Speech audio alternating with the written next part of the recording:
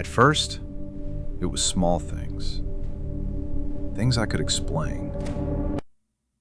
Until I couldn't.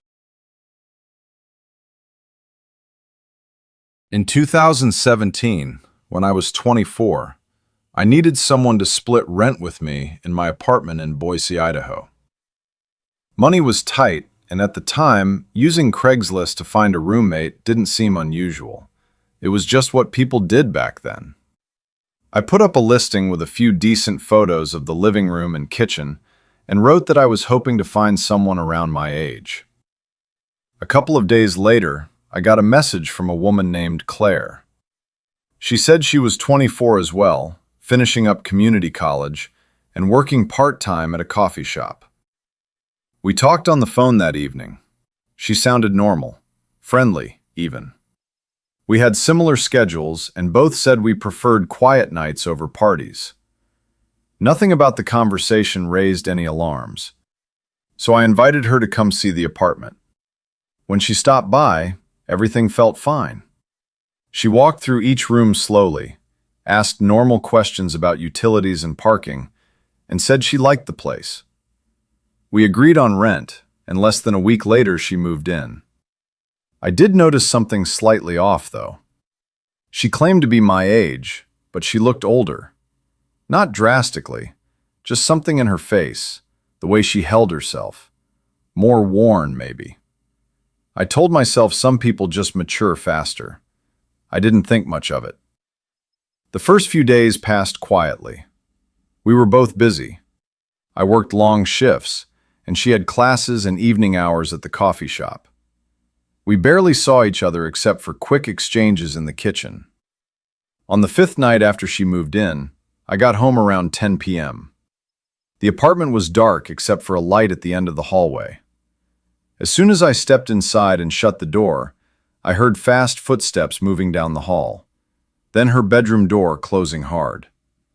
I stood there for a second, confused. I walked toward the hallway.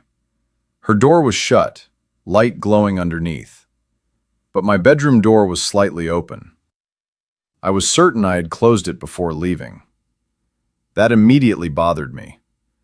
I didn't like the idea of someone going into my room. I stepped inside and looked around carefully. My laptop was where I left it. My closet door was still closed. Nothing looked disturbed. Still, I shut the door and this time locked it. I stayed in my room watching TV for about an hour. It was unusually quiet. I didn't hear any movement from her room. No music, no talking. She had mentioned she liked going to sleep early, so I assumed she was in bed.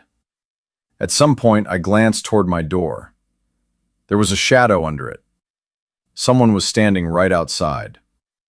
I muted the TV. The shadow didn't move. "Claire?" I called out. No response. My stomach tightened. "Claire, are you there?" A few silent seconds passed. Then the shadow slowly shifted away from the door. I heard soft footsteps moving down the hallway, followed by her bedroom door shutting again. My heart was pounding now. Why was she standing outside my room? After that, I kept the door locked and stayed up later than usual. Eventually, I forced myself to sleep. The next morning, I saw her in the kitchen. I tried to bring it up casually, asking if she needed something from me the night before. She smiled, calm, almost blank, and said everything was fine. That was it. I didn't push it.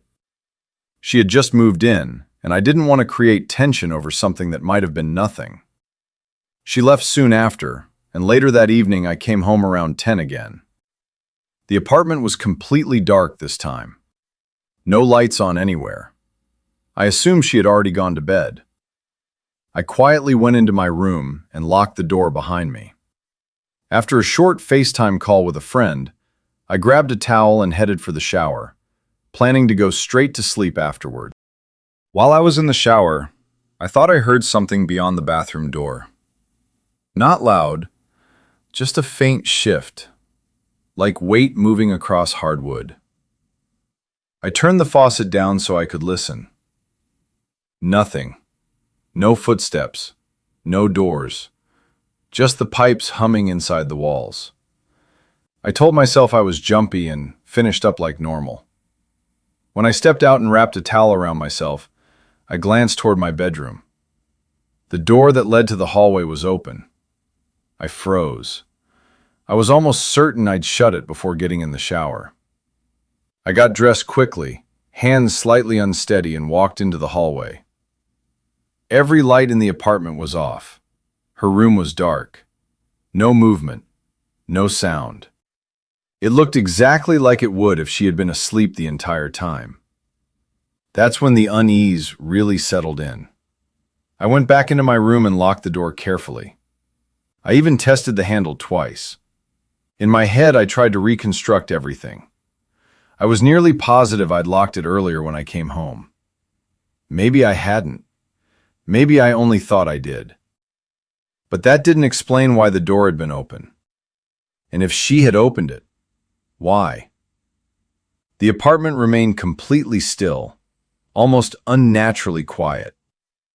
I stayed awake another hour with the TV on low, not really watching it. I didn't know her well enough to guess at her behavior.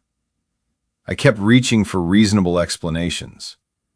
Maybe she knocked and didn't hear a response over the shower. Maybe she pushed the door open slightly and then left. But that didn't explain the shadow from the night before. Eventually, exhaustion caught up with me. I turned everything off, slid under the blankets, and forced my eyes shut. It felt like I had barely fallen asleep when I woke up again. There was no clear reason for it. No noise that I could pinpoint. Just a sudden awareness. The room was completely dark. Even the streetlight outside wasn't casting much through the blinds. Then I noticed it. My bedroom door was slightly open, just a few inches. I knew, absolutely knew, I had locked it this time. I remembered checking it, and I hadn't heard it open. "Claire?" I whispered. My voice sounded small in the dark. No answer. The silence felt heavier the longer it stretched. I pushed myself upright in bed, staring at the thin black gap in the doorway. For a moment, I had the overwhelming sensation that someone was standing just outside, watching through that crack. As my eyes adjusted, I scanned the room instead. That's when I saw her. She was standing in the corner near my closet. I hadn't heard her come in. She wasn't speaking, wasn't moving, just standing there, facing me. I could barely make out her features, but I could see the outline of her shoulders, her head tilted slightly downward. The way she was looking at me didn't feel curious. It felt empty, like she was studying something that wasn't human. My heartbeat thudded so hard I thought she could hear it. She took one slow step forward, then another. Her face became faintly clearer in the dark, expressionless, eyes wide and unfocused, like she wasn't entirely present. Without warning, she turned and bolted out of the room. I heard her feet hit the hallway floor, then her bedroom door slammed shut. For a split second, I just sat there, stunned. Then adrenaline took over. I grabbed my phone and my car keys from the nightstand and ran. I didn't stop to put shoes on. I rushed down the hallway, half expecting her door to fly open again. I got out of the apartment and into the parking lot, breathing hard. Even standing outside didn't feel safe. I kept imagining her appearing behind me. I drove a few blocks away before calling the police. I didn't know what I would even tell them. That my roommate stood in my room staring at me? That she opened doors without making a sound. It sounded irrational even to me. It took around 15 minutes for officers to arrive and go inside with me. Her room was empty. Not just empty, cleared out. The garment rack she brought? Gone. The suitcases? Gone. The framed photo? Gone. It was like she had never moved in at all. When the officers tried to run her information, nothing matched. The name she gave me didn't exist in the system. The phone number traced back to a prepaid line with no registration. There was no college enrollment under that name. No employment record. Everything she told me had been fabricated. And just like that, she disappeared. I never heard from her again. Never saw her. No messages. No attempts to come back for anything. That almost makes it worse. Because I still don't know why she was in my room that night. I don't know how long she had been standing there before I woke up.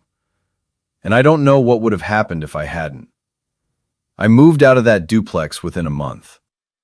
Even now, years later, I can't sleep with a bedroom door unlocked. Subscribe and I'll tell you another story the next time you're alone in the dark.